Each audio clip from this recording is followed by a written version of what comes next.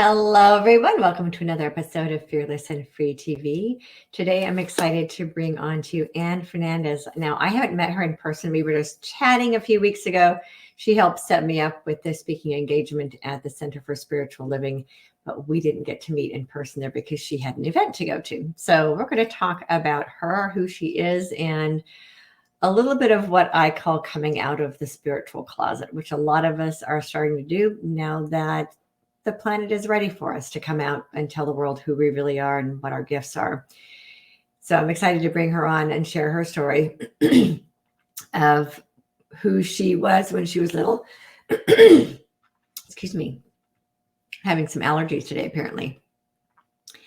And talk about what she's doing in the world and some of what she struggled with when she was younger with self-acceptance and people not accepting her for who she is, and how many of us have that story, right? Of being different than everyone else and then coming to a point in our life where we accept our differentness and the gift of who we actually are on the planet. Before I bring her in, if you haven't yet, hop over to my website at victoriareynolds.com and pick up a copy of your free book, Rise Up. It's all about what's happening in the world right now. We are living in what I have been saying for a couple of years, the greatest awakening this planet has ever seen. And we're in it right now. And this book is all about what's going on in the world. And there's a whole chapter dedicated just to terminology to help you understand a lot of the words that are being thrown around right now. And also, while you're there, check out the Transcendence Process class. It's a class that is a 9-week course. I'm in the middle of the previous one, and registration is now open for the next course, which starts in the middle of March. And this is a process that's going to help you navigate 40, which is where a lot of humanity is right now. Once you wake up to all the corruption that's happened in the world, you pop above the 3D veil, matrix, whatever you want to call it. You move into 40, and that's where we start processing our lives and letting go of everything that is not love and not unconditional love. That's where we process our lives. That's where we let go of our baggage. And the transcendence process is a process I teach to help you be able to navigate through that as quickly and easily and painlessly as possible. Not guaranteeing that it's not painless, because looking at our shadows can be, but I will help you through that as easily as possible. And don't forget to comment, like, share, and subscribe to this channel, because that's how we grow the loving world we want to create, by sharing these things forward. And I gratefully receive your comments and your gifts of love. And if you feel inspired, I also have a tip jar. If you want to leave a tip of gratitude for me, the link is in the description below. Now, let's bring in Ann Fernandez. Good morning. Okay, is it Ann or Annie? I want to make sure I'm pronouncing it. It's Ann. My mother was English, so there's Ann with an E. Well, actually, I should tell you before we move forward is my full name is Yasmin Ann Fernandez, because my father was from India, so he gave me the Yasmin. My mother from England gave me the Ann, and Fernandez came from my ex-husband. So there we have it. Oh, so you are a melting pot yourself. I am. Completely, yes. So we had a chance to meet by email, emailing back and forth. And in the process of those emails, I started to learn more about you. And we talked a little bit about who you were growing up and not feeling accepted because you had these spiritual gifts that nobody else understood. And where did you grow up again? You grew up in the islands? So I was born and raised in Trinidad in the Caribbean. But not only that, I grew up in a small village where, what we call poverty here it's nothing like that. It's even a few steps below that. We didn't have electricity, so we did everything by these little gas lamps, things like that. And so it was a community. The great thing about it was that the way we survived was by helping each other. In the whole village, everyone supported each other in one way or another. But my father's family had come from India, and my mother, who came from wealth in England, had came to on vacation in Trinidad, and my father was a taxi driver, and they met. He picked her up in the taxi, and she never left. Wow. 5 kids later, so yeah, it was awesome. So you grew up in a place that might be considered a shanty town. Completely, yes. Not too many people know those words, but yes, we had a shanty town. My house was made out of a mixture of cow dung and dirt, and had that corrugated galvanized as the roof. Hmm. So yeah, shanty town. I've seen those, and you know, as I've traveled through the Caribbean a lot with my kids when they were younger, and we always took our kids to the shanty towns because we thought it was really important for our kids to see how the world really lives. You know, we'd stay in these beautiful hotels, but we always rented a car and drove out through the countryside so the kids could see this is how the That's people right. who live here really live. And that, yeah, and I get the corrugated walls and the corrugated roofs and Yeah, no furniture and right. dirt floors Yep. and the people really live that way. And I don't think a lot of Americans really understand that Yeah. that's how a lot of people live. And they survive on Americans going on holiday and the Europeans going on holiday. And if it weren't for that, you know. Well, where I live, though, it was so like far away from the town that we didn't have tourists or anything like that. So, like I said, we just depended on each other and the sugarcane fields. People worked in the sugarcane fields, and then we had a rum factory, Mm, famous for this rum factory, and that's where people from England and America, families would live there. But we weren't allowed to go into that area. We were separated from them. We were the villagers, and they were the rich people that were here for a while. right. So you know when I speak about that, I'm speaking with you now about that. Every once in a while I have to kind of go, wow, look at how far you've come. Literally coming from that environment, which I would not change for anything, because I love that journey and the person that I've become because of it. And I want to say the biggest thing I think has stuck with me is appreciation, even to this day, for every little thing. Because you come from this place where there's no flushing toilets and no electricity, and you get water in the streets, things like that. And now you're living in a space where everything is push a button and it's right there. So I'm so glad I haven't lost that appreciation and that excitement about all the little things, that I have and that are around me. And when someone gives me a gift, I mean, I'm just in great Mhm. appreciation. So I feel like that is one of the best lessons that I learned coming from that background. Yeah. Well, the other thing you had growing up there is community. Yes, yes. And I just did a talk recently about that, collaboration versus competition, Hmm. where we all grew up here. I came here when I was 15, so I got kind of thrown into the lifestyle here, and I love it. I love this country. It's amazing, because where we came from, my mother knew that we wouldn't have the education that she wanted us to have. We'd be working in the sugarcane fields.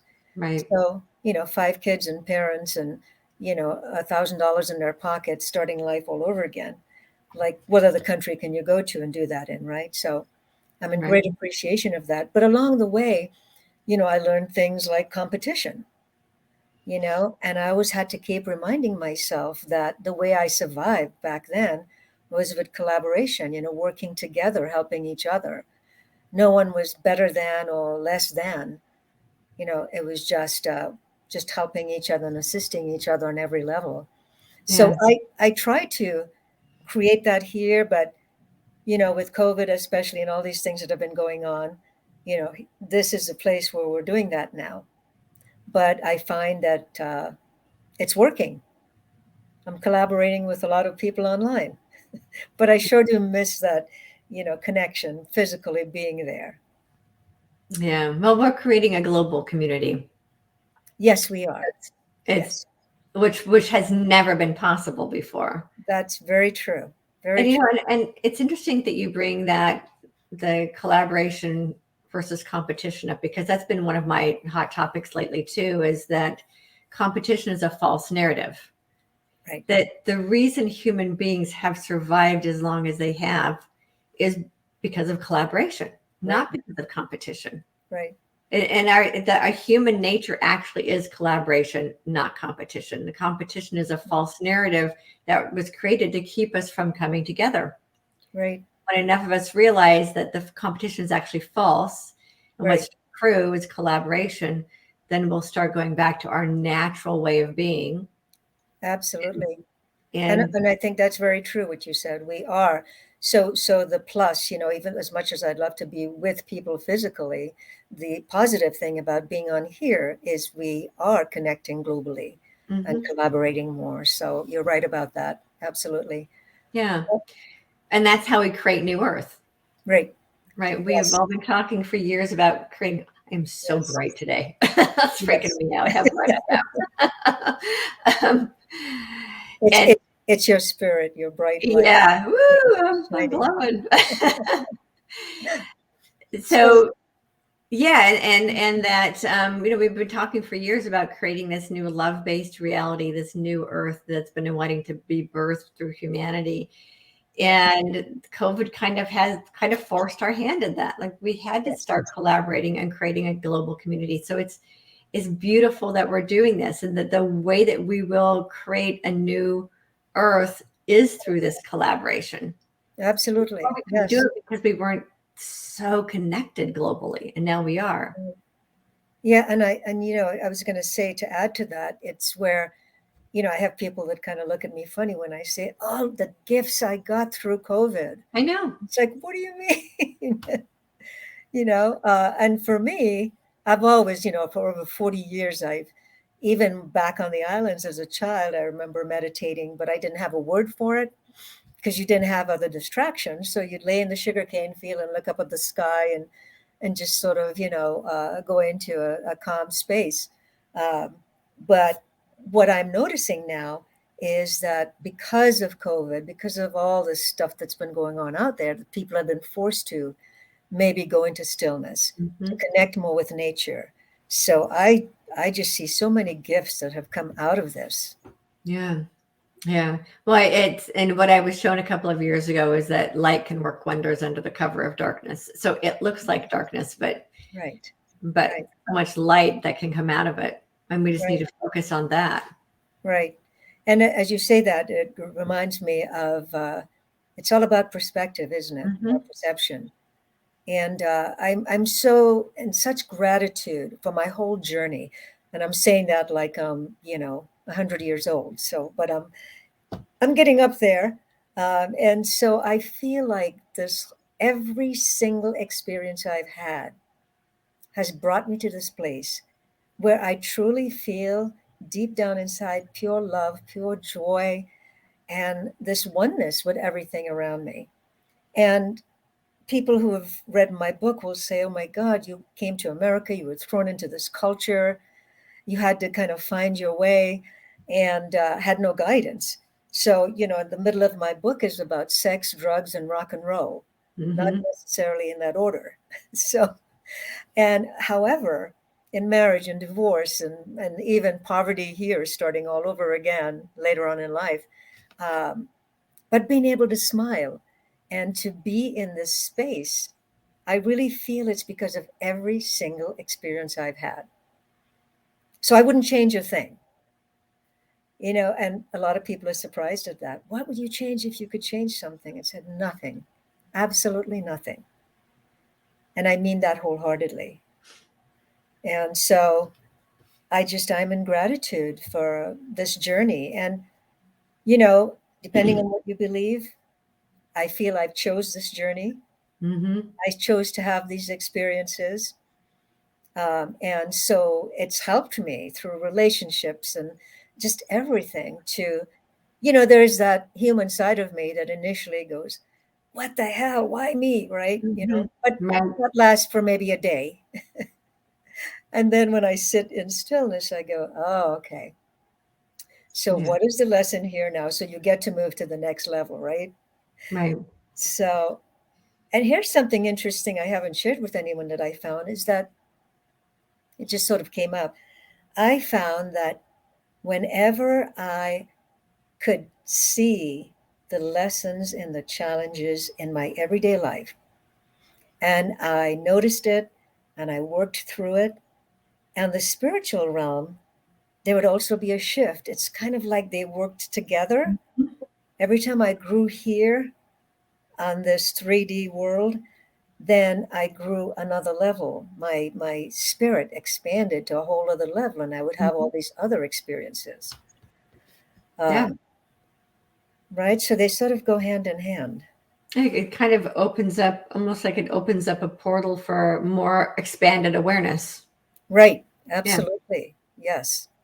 One So, of the things that I was explaining to someone about a week ago is that when things happen to us, we kind of tend to go into, oh, why is this happening to me?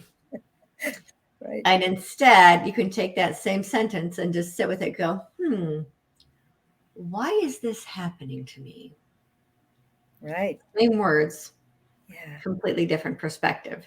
And if Yeah. we're able to sit back and ask with a genuine questioning, why is this happening? Then the answers will come. The lessons are learned a lot faster and with so much more grace and ease rather than the resistance that comes with why. Right. And then we move through it so much quicker Right. and appreciate what we learn in the process. And I think when we approach it from that perspective, it does what you were just saying. It just expands your awareness about it. Absolutely. You just, I love how this conversation is going because you say something and it reminds me of something. So I was just reminded about resistance. And again, I keep going back to my childhood in the islands again because everything around us supported us. We needed everything. We needed everyone, and nature especially, right? So I always remember going to the ocean with my family, and these big waves would come, and I would jump up high and try to jump over the wave, and it would just smack me down. And finally, my aunt was on the beach one day, and she yelled out at me, and she said, if you dive into the wave and you go through it, you'll come out on the other side. It's much easier. You know? And I've used that as a metaphor for my life ever since. Because jumping up, I was sort of forcing that and resisting it, and it would just smack me down. Right. And, but as I effortlessly dove through it and had that experience, voila, I was out on the other side. So, anyway, it's just amazing how sometimes little things like that from our childhood can be so powerful in our adult life, right? Right. Right. I still haven't perfected the diving under the wave thing, Oh, but I know what you're talking about. yes, yes. Yeah, when I live here, I raised my kids with it, and my husband have always teach my kids how to dive under the wave instead of trying to resist it. Yeah. But I But think I just learned that as metaphorically, a kid. It's metaphorically wrap my speaking, head around it. I'm I'd sorry. rather grab a board and ride the wave. Ah, okay. Okay. Well, I've always been kind of seeing life as an adventure. I always kind of wanted to know like what's behind that or what's underneath that or what's deeper than that. And I think it's that energy that has taken me on the spiritual journey where I've journeyed out of the matrix into the 12th dimension and even beyond. Um, so I feel sometimes our personality, again, it's like everything that we are and do on this plane of existence, on the physical realm, affects us and how we are Mm-hmm. on the spiritual realms. And so I think my sense of adventure here is what has allowed me to be adventurous and journey way out there into the spiritual realm. Mm, I mean, I remember scuba diving. So I decided because I would feel this sense of claustrophobia, and I thought, I'm going to learn to scuba dive just so I can overcome that. And this way I can also see what's way underneath there. And Right. so I took up scuba diving, and I don't know if you're allowed to say words like this on your show, but I was scared at less. Right. Um, and I remember standing there going, what am I doing? What am I doing? And I jumped in and sunk all the way down. And that feeling of weightlessness and stillness, just I completely released any fear of feeling claustrophobia or anything like that. And so that sense of adventure and that desire to go deeper into whatever it was I was feeling and experiencing is what, again, allowed me here to overcome things and then to go further on my spiritual path as well. So, if you don't mind, I would love to share a little bit about my spiritual journey and, some of the things that happened for me. And some things might even be the first time I'm ever sharing on this I show. would love that. Yes. Yeah. And I have to say, before I go into that, I have to speak to your audience for a second, because when I spoke to Victoria, we spoke on the phone for the first time. And it was just like I had met my sister that I hadn't seen for a while. And so we just kept talking to each other. And then I suddenly opened up. I was holding back. I didn't want to completely say, oh, I channel and I do this and I've had these experiences, because I wasn't sure what her reaction would be. And so I started to open up and share. And she said these words, welcome home. And Mm. when she said that, I was telling her earlier, I just felt my whole body, my whole being just surrendered. And I felt this sense of freedom that it doesn't matter. Just speak your truth, be who you are, share who you are. And those who need to hear it will come and will listen. And those who aren't ready or need it, that's okay. Mm-hmm. So that's why we're here today. But welcome home meant so much to me, Victoria. Thank you for that. Oh, you're so welcome.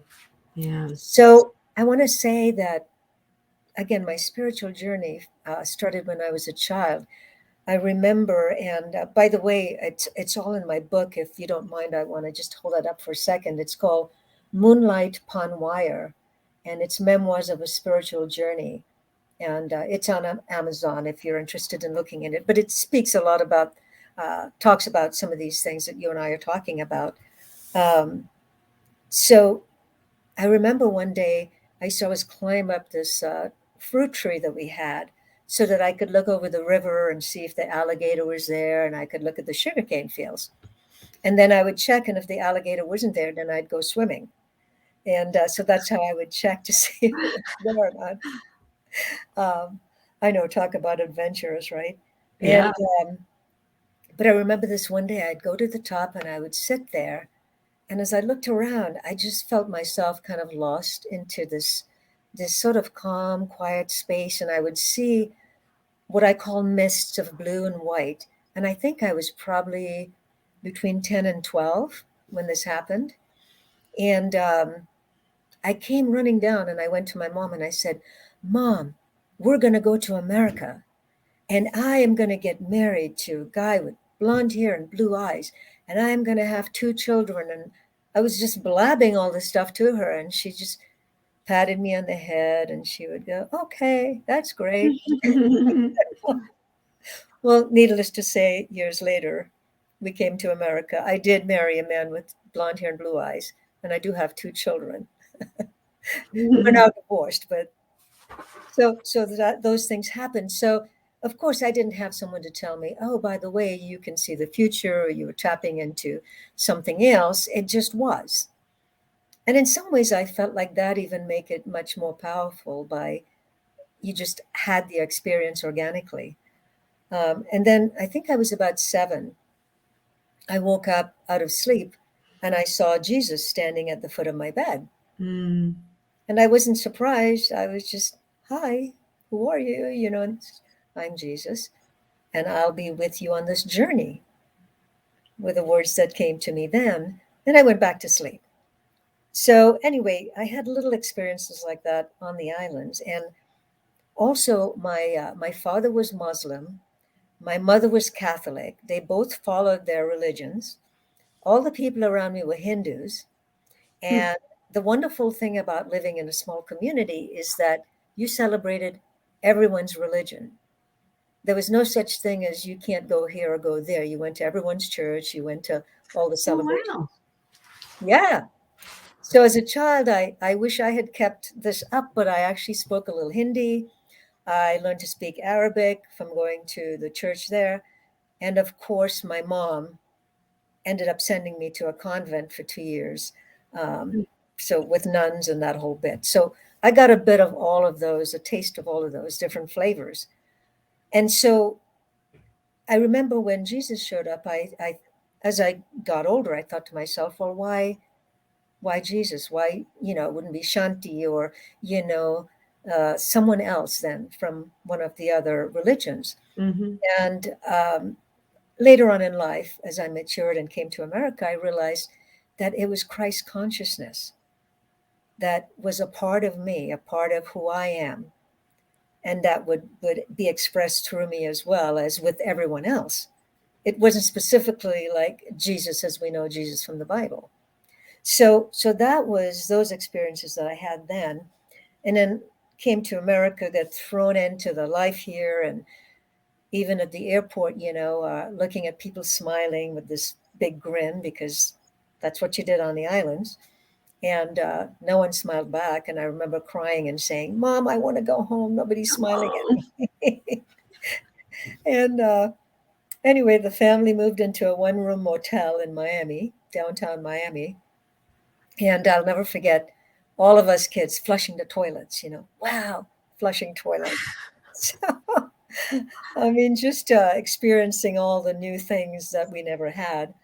Um, and then going through a period of like, at 15, being attracted to a boy, and my father being very strict. You did not date, you didn't like a boy, you didn't do any of those things. Uh, but sort of hiding and having those experiences as well. And no one to guide me through that. So interestingly enough, even though my life took a different path, in other words, I, got into, well, we were doing whatever the drugs were at the time. Now I was 16. And because I'm trying to fit in, I Mhm. would allow myself to experience what all the kids were experiencing back then.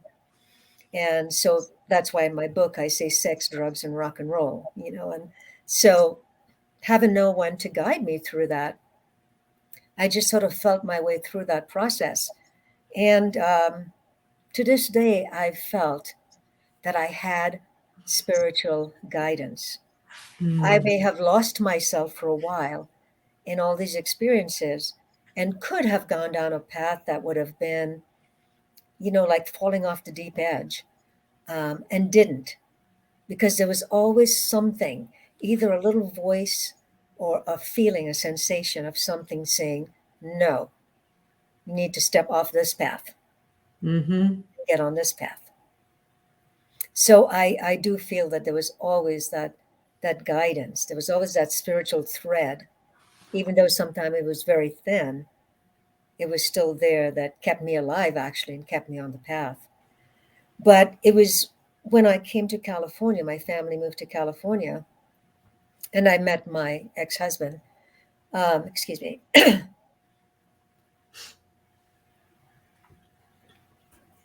I think I have some of those little seasonal allergies going on too. Yeah. But it was when I got married that it was just this journey began, where I would wake up at nights. Everyone else would be asleep. I had two kids at the time, and everyone would be asleep. And at 3 in the morning, every night, that's when I would wake up. And then there would be this voice saying, "Write." And I would say, "Write? I'm not a writer. What do you mean?" "Just write, and you'll be able to go back to sleep." So that's when I started jotting down things. And I had a 21-year-old brother who had died a few years earlier. And so all of a sudden he started showing up and giving me messages, and I would write those down. And so this was the ritual every night. But I had to write or I wouldn't be able to go back to sleep. So that's kind of where a lot of this journey began into the spiritual realm. And after my divorce, I would actually wake up with my bed shaking, and I would wake up thinking, oh, there must be an earthquake. And then I would look at the news or ask other people, no, there wasn't an earthquake. Hmm. So, and then every single night I would wake up with these, I want to call them orbs. They were like all these different colors of round, light that would be floating around in my room. Hmm. And at that time, I would, want to just go back into deep sleep. And so I would say, please go away. I want to sleep. And I remember one night actually reaching my hand out, being groggy, and saying, go away. I want to get back to sleep. And I touched and I could feel the vibration and the energy. And then it left, it just took off. Mm.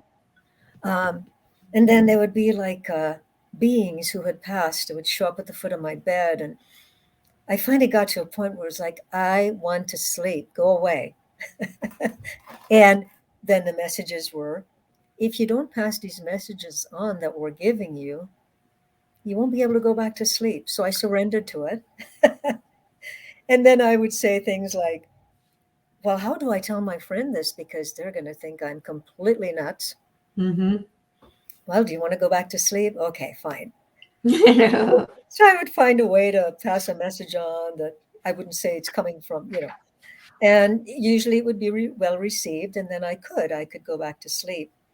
But over a few years of having my bed shaking, spiritual beings shown up, um, I then actually I wanted to find other people or some space that I could at least talk about this because I couldn't share it, and I felt very lonely, in that space. So, sure enough, the universe listens, and I found something, a pamphlet somewhere about a place called the Monroe Institute back in Virginia. Mm. And so I called them up and, I looked at the stuff and I said, this sounds perfect because you stay there for a week, no clocks, no watches. During the day, you're in complete stillness and quiet and you meditate all day long. And then in the Mm. evenings, you come together with the rest of the people and you share your experiences. It was one of the best experiences I think I've had. I met people who were going, oh, yes, I saw this and I saw that. And I was like, I'm not crazy. I'm not alone. And the very first experience I had there was I remember going into this deep meditation, and then I am journeying through this wonderful space that just felt so amazing. And then there was a wall that went up. And I remember saying in the meditation, so why can't I go any further? And it said, because you're not wearing your crown. And I said, what do you mean a crown? And I found myself holding a crown in my hand. Mm. And so I'm arguing with this voice, like, what do you mean? I can't wear a crown. I don't deserve to wear a crown. I blah, blah, blah, blah, blah. And the voice was just persistent. If you want to go further, you'll put on your crown. So, of course, I want to go further. And I kind of hesitantly put on this golden crown on my head. And this wall opened up. And I cannot even find the words to tell you the space I was in. But throughout my life, I keep trying to have the exact same experience, and that doesn't happen. You have different ones, but not the exact same. So when I put on that crown, it opened up, and I was in this space where I really felt I had connected with Source, with God, with it was just beautiful. And so I came back, and of course, the message was, "You're not wearing your crown in this life. You need to wear your crown. You need to honor yourself. You need to understand who you are and your gifts." Mm. And so that was a beautiful message that every once in a while, because I'm here in this body, I have to remind myself, oh, you're not wearing your crown today. That's why you're feeling this and you're feeling that and you're experiencing and you're feeling like a victim and blah, blah, blah. Yeah. You probably know a little bit about that, right? Yeah, absolutely. It's what comes with being a human being. Hmm. Yeah. So that being in that space really was the beginning of like, okay, I'm not alone, and I haven't lost my mind. Well, maybe I have, but it's okay. So, um, you know, please be free to guide me differently if you'd like. You know, No, yeah, and I wasn't yawning because I was tired. I was actually yawning because I was doing some clearing. I okay, no, love the conversation. Yeah. okay, great, because this feels No. very And I comfortable. think it's really important for people to hear. So, so yes, I guess to me, the message I can give to anyone listening is that when you go into meditation, when you are in touch with that space, that stillness, that no mind, no time space, and whatever you call it, God, source, Mhm. whatever you call it is okay. But that's when you can get messages and information that you can apply to your everyday life journey. It's We can listen to other people, we can read books. Yes, we need knowledge, we need information. All that stuff is necessary. But the real guidance for who you are and your life comes from within you. And I keep preaching two things all the time that people get tired of hearing. It's like nature is my temple, nature is your temple, Yeah. and uh, be in stillness, some form of meditation, whatever you want to, however you want to do it. Do dishes and meditate, doesn't matter. It's funny. I was going to say the same thing. I've had some of the most profound insights with my hands in the dishes. Yeah, Yeah. right. I know, that's beautiful. So those are the two things I always tell people: go there, go walking nature by yourself, and listen. It's Yeah. amazing. The trees will talk to you, nature will speak to you. You'll get downloads. This is how all my talks come about. I go for a walk. This is how my book came about. Every morning Mhm. I go for a walk and sit for 2 hours and write. Yep. So nature and meditation. Um, so so moving along on the spiritual journey, and so then obviously I got divorced and went through, that was a huge lesson there.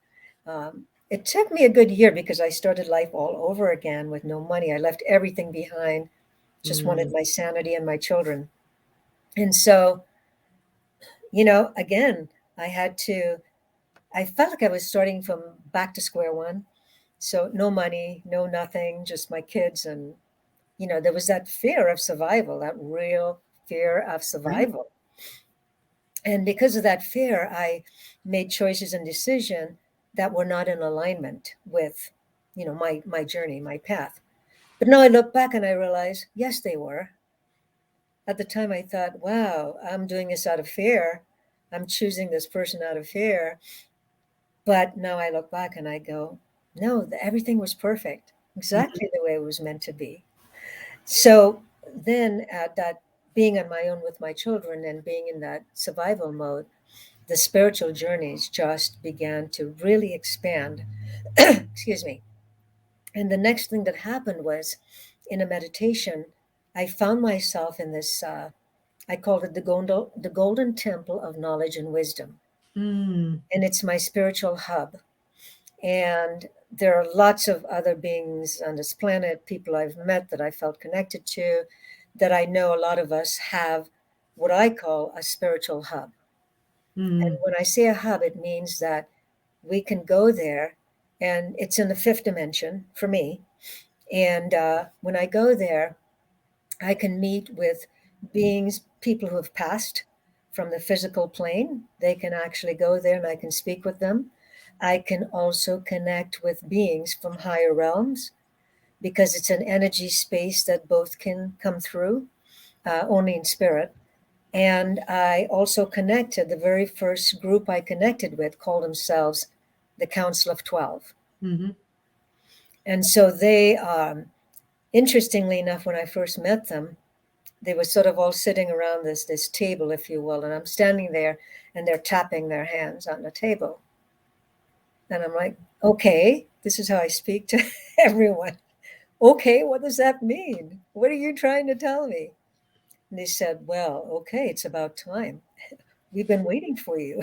you know, here you are. So anyway, they oversee sort of my life journey, my lessons, my goals. And sometimes when things get too overwhelming for me, I will speak to them. I will say, okay, I want to keep learning. I want the lessons. I want to keep growing and expanding. However, just for this period of time, can we just tone it down a little bit? Just so I can take a little breather, and they work with me. It's interesting. They work with me on that level. So the lessons can be different. And then I also, in that space, I meet with who I will call Jesus. Michael the Archangel appeared to me when I was divorced and going through that period. I was sleeping on my couch in the living room. That was the only furniture I had. And I woke up out of a deep sleep because this amazing smell permeated my whole body. And as always, I'm going everywhere on this planet, trying to find that same smell. And of course, it doesn't exist. But my whole body was filled with that smell. And I woke up and it just filled me up. And then I saw this golden shimmering light in the corner of my room. And I said, "Who are you?" And he said, "I'm Michael the Archangel. And I'm here to protect you on your journey." And then I saw his sword, but his sword was light. It was like golden light. And that I could use that sword, to sort of peel away, chop away things that no longer serve me. And even now I use it for my healing. I will have him use his sword and go into different parts of my body and just sort of zap things that don't need to be there. So that was him. And then a little bit later on, Saint Germain showed up. And, I would ask the question, well, why are you here? So, because it's time for you to ascend. And, I was always like surprised, like, what do you mean? What's going to happen? And so then this violet flame and this violet cape was put on me. And then only in this last year, I would have to say that Mother Mary shows up and she says, "I'm here to represent and to balance, because you have had a lot of male experiences and also female experiences, but I'm here to awaken the feminine and the female energy within you." And so now there's this balance. So whenever I go to my spiritual hub, I connect with all of these beings. I can also connect with the Akashic Records, for anyone who is familiar with that. Yeah. Yeah, where we can obviously go in and we can actually look up, everything we want to know about us, about our past, about our future, and about our present. And anyone, by the way, can do that. The more we get deeper and deeper into our meditations, we can open up to these things. And by the way, I just want to touch on that for a second. I know 100% you agree with that, is that everything is within our energy field, everything, right? Yeah. That, what we learned that, okay, this is up there and this is down here. It's all right here in this space, right? And all we have to do is shift our awareness, set the attention and shift our awareness. So when I want to go into my Akashic Records, I just say, there's the intention, and I shift my awareness to that. I will tell you something that I don't know, I think it's sort of funny that I, however, don't want to. I choose not to look at my future. I actually want to be in this life and take each step and not know exactly what that next step is. And that's my choosing, because I feel that by knowing and having that information, it might influence what I might do on my next step here in this journey. So I'm okay. Yeah, so I am okay with that. So I might look at past, because I have a lot of past life experiences that come in that teach me, and I'm all about the present. I'm all about the present, 100%. This is where we need to be. This is the gift, right? The present moment. Yeah, this is the gift. And so just to kind of make a long story short about that journey, it just started unfolding and unfolding. And from there, so I would go into the spiritual hub, and I would go into all these crystal rooms, and there's all these different doors, and the Akashic Records and all this stuff. And then again, another meditation, all of a sudden, actually, no, excuse me, I was driving on the freeway at 6 a.m. and nobody else on the highway at the time. And these three angels show up around me. And I'm driving and I'm going, okay, who are you? We are the three angels. And I'm like, okay, I have no idea who you are, but I'm sure I'll find out. And I pulled over and I said, I'm going to Google this, three angels. And sure enough, it showed up that the three angels will show up when you're ready to transition to another level. Mm. And so, and I'm trying to remember which religion talks about it. It might be the Jewish religion, but anyway, they're there, they exist. And that's how all my experiences happen, by the way. I don't go out seeking, oh, gee, I want to learn about this. And so I just go into the experience and let it be organic. And then afterwards, if I want to understand it, I will, look at information out there, and they always connect. Right. Yeah. So Maybe here, like physical confirmation. yeah, Yeah. absolutely. So the three angels suddenly take me now to this golden bridge, and I could go from my spiritual hub now to Sirius. Oh. And yeah. And so again, I haven't shared a lot of this with others, so you're the first to hear some of this, because I'm like, okay, Sirius. Do I tell people, you know, am I from Sirius? What is anyway? So Well, you probably are, which is why you're able to communicate so easily. yeah, yeah. So then I go, okay, I'm surrendering to this after my driving, of course. And after, for over a few months, I would go there and I would see, so Seth from Seth Speaks, who Mhm. actually appeared to me in my spiritual hub one day and handed me a scepter and said, now it's your turn. And I said, are you the same Seth from Seth Speaks? I said, I've never read the books, but I'm aware that they exist from this woman who, channeled Seth, right? And he said, yes, one and the same. And he said, but you can call me Seth Speaks has returned, because everything that you and others are experiencing now in this timeline uh, is shifted. Things are new. It's a new age. It's new information. It's new journeys.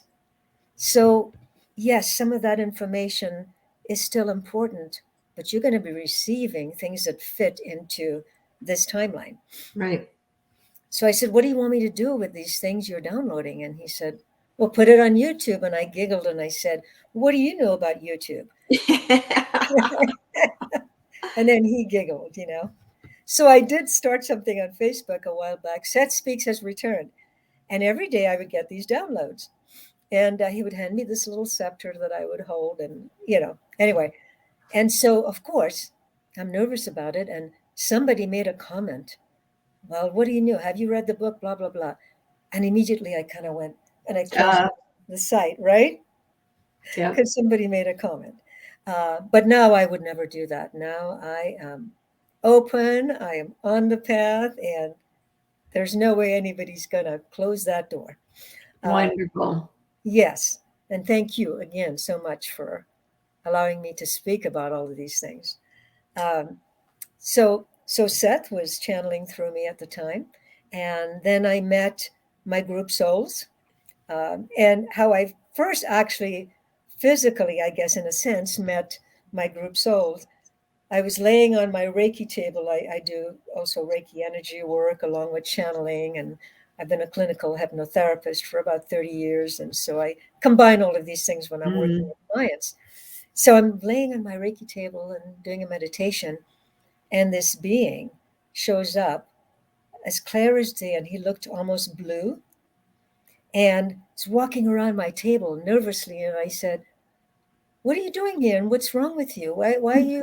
And he said, do you know how difficult it is for me to be here and have some kind of physical,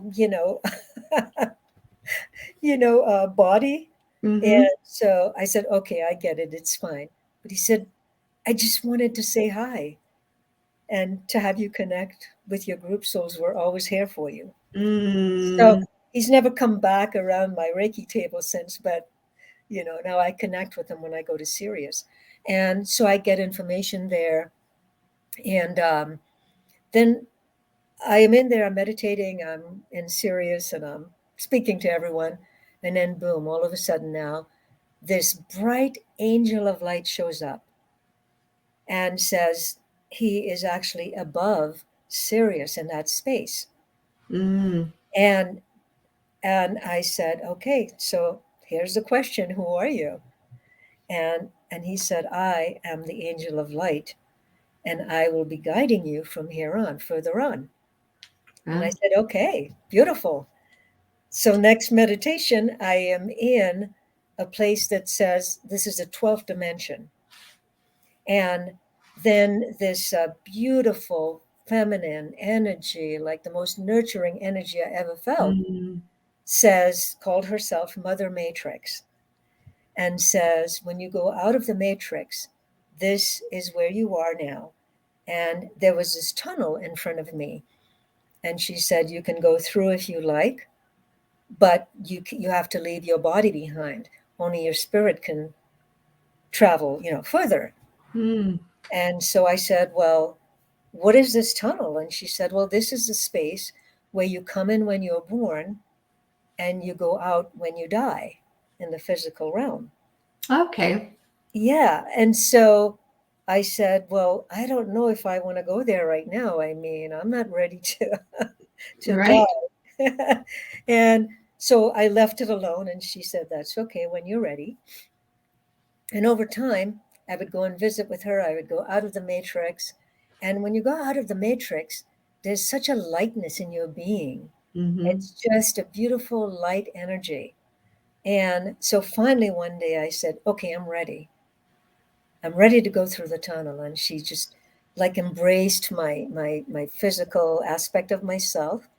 And I went through the tunnel and came out on the other side.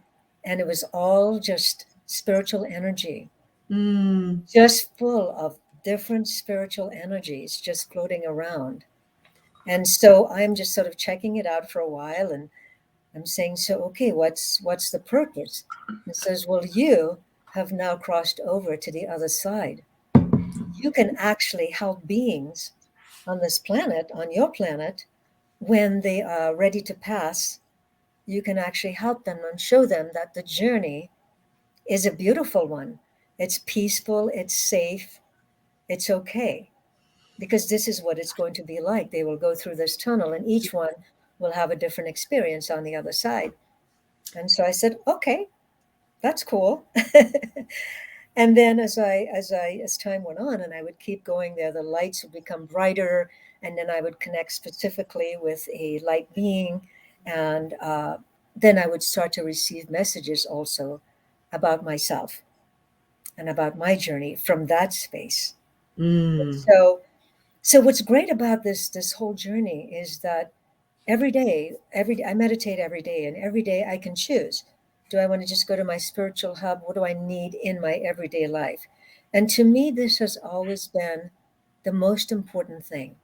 We are here now, in this 3D world. We're here for a reason, to Mm-hmm. learn, to grow, to expand our awareness, right? So to me, what's important, that it doesn't matter where your spiritual journeys take you. What's important is that, can you bring that wisdom back into your everyday life to guide you and to help guide others and to teach others on this planet? To me, that's the key. Mm-hmm. Yeah. And it's interesting when you're talking about the tunnel. What I was seeing is, the old saying, the light at the end of the tunnel. That's exactly Oh, what you're talking about, right? Is that right. that tunnel and the light that's on the other side of it. I love that. So that's great that you're basically given the gift of helping people make that journey, and then there isn't anything to be afraid of. And I've Right, talked to more people who, you know, the near death experiencers, if you will, who a lot of them have said, yeah, it's really, really beautiful on the other side. And then they have to choose whether to come back or right, not, right. you know. Or the thing I've been hearing a lot too is some souls choose to not come back, but another soul will come in instead and say, so it's okay, you can stay, I'll go take your place. Right. Oh, And yeah. Okay, there's all kinds of options. Yeah. And that's another thing you just reminded me of. There and here, we always have choice. Yeah. We get to choose. And I think, well, for me anyway, I think the biggest lessons I've learned is to take responsibility, for my life, not to, Mhm. this happened because of them or that. Right. No, I'm taking responsibility, and I get to choose. Do I want to take this path or this path? Yeah. And so I think a long time ago, I chose that path of love and light and wisdom. And yes, it doesn't mean that I'm naive and I don't know what's going on out there in the world. I do, of course. I Hmm. pay attention. But you know what? I'm not choosing to get on that bandwagon Right. because I feel right now this planet, more than any other time, needs people like us. And I'm sure many of your listeners and other people that I speak to out there, we need to be that light. We need to be that love. We need to be that wisdom. Hmm. We need to sort of hold that space, so I cannot get on the bandwagon. I just Yeah. keep sending them a lot of that love and light. Well, it's like, so it's one thing to recognize the darkness. It's another thing to get sucked into it. Right. Yeah. Absolutely. Yes. I just wanted to share something with you. We got into going into sort of the spiritual journey. And again, it just feels so great to be able to share the details of that.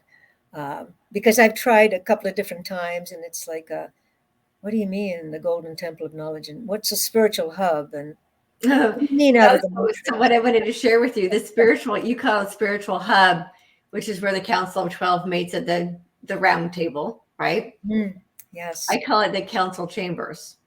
Oh, lovely. Yeah. Yes. So I know exactly what you're talking about. I go and I stand in the council chambers and they're all there sitting at the table Yeah. and it's a council of 12. Yes. Yes. Beautiful. Yeah. And it's the same angelic beings that you work with. It's the ascended masters and the angelics. And So you're just confirming why we connected, right? yeah. Well, that's what was funny. I was like, "Oh, hey, she's on the Yeah. same team. That's so cool." Yeah. She knows exactly what this room is that I go to and I Yes. talk to these people. And Well, it what? is Mother Mary's there and Yeah. Yeshua, as I prefer to call him, he's there, Yeah. and Saint Germain and Michael and Yeah. Metatron, who's the keeper of the Yes. records. They're all there. Yes. Yeah. Melchizedek. Is Melchizedek? Melchizedek. Melchizedek. Melchizedek. Yes. Yeah. So yeah. So what happens is beings can come and go, and I love having that spiritual hub. Um, and when I'm working with clients, I can also go there. I mean, if they're not open to any of these things, I don't even have to tell them, but I can go there and look at their Akashic records, and then the message. I find the words to share it in a way that can resonate with them.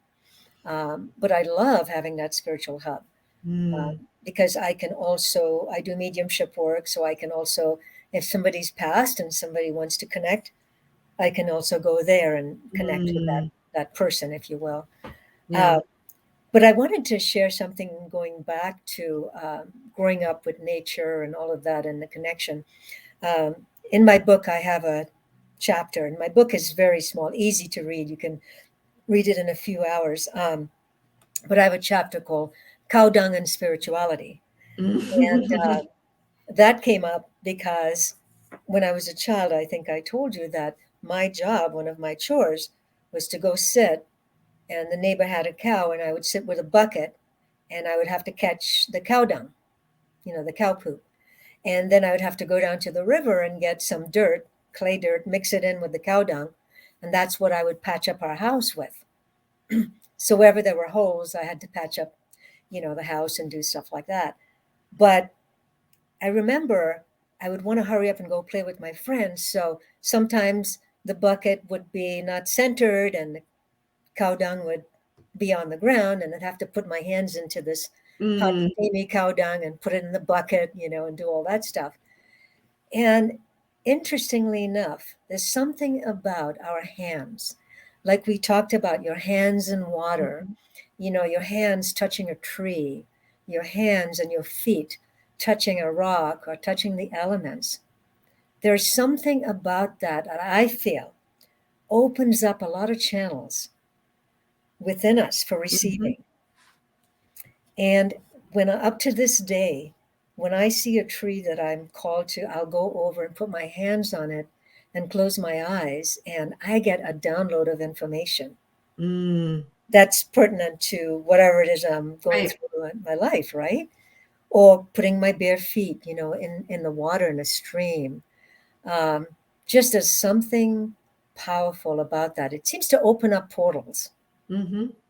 So I wanted to share that because it started from back then when I had to put my hands in this cow down, and actually back then I remembered just sitting on this, I want to go play and I have to do this. And when I put my hand in the cow dung, I kind of lost myself into a space. I Hmm. can't quite describe it, but I would sort of like just go into a space. So again, it's something about connecting with all the elements and all of nature that can also catapult us, into another level, another dimension, if you will. Yeah. Yeah. I noticed that for myself when I was teaching gardening to the kids in my children's elementary school, that there was something very spiritual about gardening. And it was that same kind of thing. And I used to sit when I was a kid, I would sit in the garden and pull weeds, and I would just be in this kind of a meditative state, like you were saying. And I think, Yeah. I couldn't wait to get it done so I could go play. Right. There was something Yeah. about my hand. So now when I'm here, if I'm sitting on my computer too long, and I'll just ask, okay, when it's time for me to take a break, what next? Sometimes I'll get the guidance just to go outside and pull. I don't have a garden. I just have a couple of pots. Yeah. But I have some tomatoes and peas and Yeah. potatoes and things. I always have something growing on my patio. But just to go out and put my hands in the dirt Yes. just for a few Absolutely. minutes. Or yesterday I went for my walk on the beach, and the sand is way too cold to take my shoes Oh off yeah. this time of Yeah. year. Yeah. But I bent over and I stick my hands in the dirt, and I just sit with my hands in the dirt for a couple of minutes and just reground. Yes. Absolutely. And Yeah. so, pulling weeds actually is really, really good for us on a spiritual level.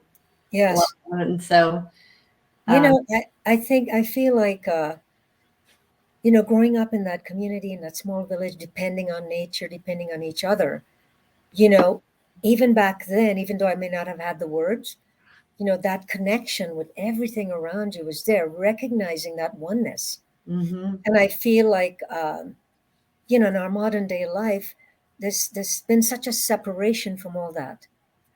But I think right, we're going back to that, yeah, you know. Um, yes, there are a lot of people who are starting to recognize that we really don't need all of these distractions, yes, and just to get back to nature, yes, and that's so much more peaceful and so much more blissful.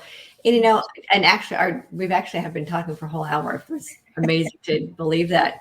yeah, But it's just being reminded about how during COVID that everybody was inside yeah, except me. So I would go out and go for a walk in the morning. It was so beautiful. yes, It's so peaceful. And yes, the birds were happy and the squirrels were happy. The animals were so happy that the people were inside.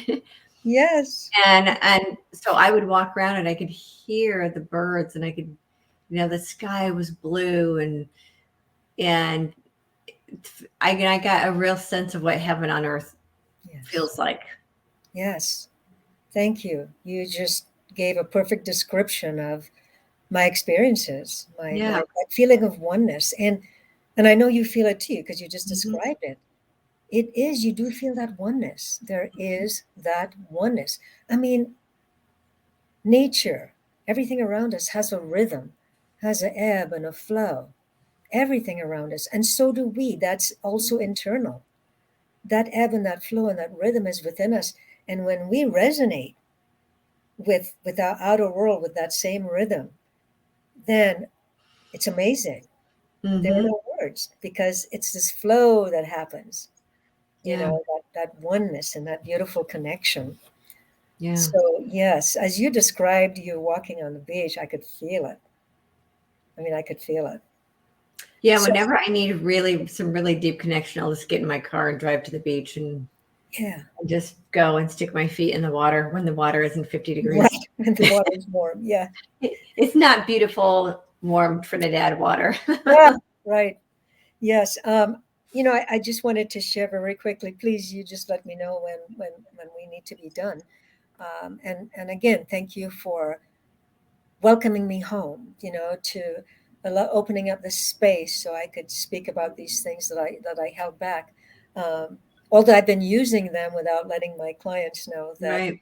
I'm using all these different tools, and my channeling has been absolutely amazing. And so I did. I actually, because of our conversation a couple of months ago or a month ago, whenever we spoke, I actually did a couple of things online, and I just opened that channel, and Christ consciousness just spoke to Mm-hmm. me, and it was beautiful. And I know you know this too, but when you are allowing, spirit and information from other dimensions to flow through you, you are buzzing buzzing in a good way Mm-hmm. for like a couple of days. Mm-hmm. And I felt I was like on this high, like who needs drugs? You know? So I after, call it a bliss trip. oh yeah, I like Yeah, that. it's a bliss trip. I love that. Yes. Yeah. Yeah. So after doing that channeling for a couple of days, I was on that bliss trip. It was wonderful. I love that. Well, yes, we do need to call it time because we've been talking for quite a while, Yeah. and yeah, but this has been such an amazing conversation, and it's Thank been you. so great to get to know you and hear your story. And I love that I've created the space for you to, as I was saying in the beginning, coming out of the spiritual closet, and Yes. more of us are really ready to do that. And the environment that we're in now, the world is ready to embrace. Yes. And it's really extraordinary because 10 years ago, people would have looked at us like we were crazy. And now they're like, Mhm. oh, great, Right. me too. Right. And so here we are. And these conversations are going to become more and more and more the Normal. norm Yep. of how humanity will be. Yes. And I just wanted to touch on something, and I know that you've been there too. Um, Years ago, all this stuff came up. Spirit spoke about it, but I just never shared it. Maybe mhm, you had, but I mean, I knew about the golden age. I wrote my book a few years ago and wrote about all of that, mhm. and so it came from somewhere else. And I want to leave people with two things, and I said it earlier, and that is nature is your temple. Nature Mhm. is your temple, and please find a way to meditate any way that you can. Be in stillness. Thank you so much for being here and sharing your story. And all of you who are watching, thank you for being here and listening. At some point, I'll turn this into a podcast as well. And as I always say, remember to hold your light so high others can't help but see their own light. Together, we are creating a world of peace, harmony, prosperity, and freedom for all life on earth. And as always, get bold, be fearless, and live free.